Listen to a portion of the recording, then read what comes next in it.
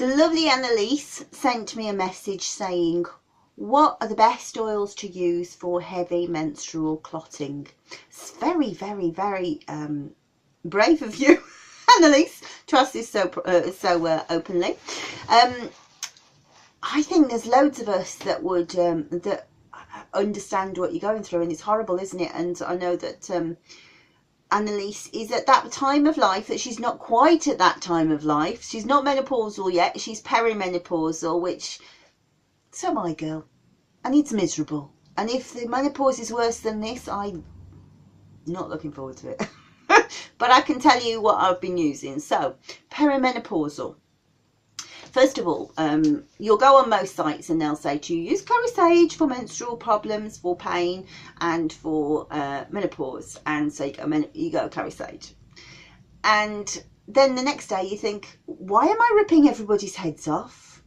Because it really affects the emotions. And I'm telling you, if you're perimenopausal, it just goes whoop and turns you on your head. So no clary sage if you're perimenopausal. Instead, we use sometimes it's labelled as chaste berry, but for some reason I have only ever used the Latin name, which is Vitex agnus castus, and yeah, fantastic. That's your perimenopausal life back. Now, it doesn't really seem to have that much effect on the clotting, I've found, but jasmine is my baby for that. And well, most of you will know that Jasmine and I, we have a special relationship. I love my jasmine on my face. So I was getting a certain amount anyway, but when I started to use 5 drops in a tablespoon of oil, so it's a high blend, just rubbing it onto my abdomen daily. I do it every day after I come out of the bath. Then it really helps. Now, what's very interesting is the other thing for menstrual problems and menstrual pain is talked about a lot in my Rose book. Let me get that. If you haven't seen it, that's the Rose book, which is available on Amazon, obviously. And the reason why I cite that is there's some very interesting research done by, I think, Jane Buckle and other some beautiful research comes out of Iran about rose, and one thing that they found in particular with menstrual problems is that the essential oils are cumulative. Their effects are cumulative.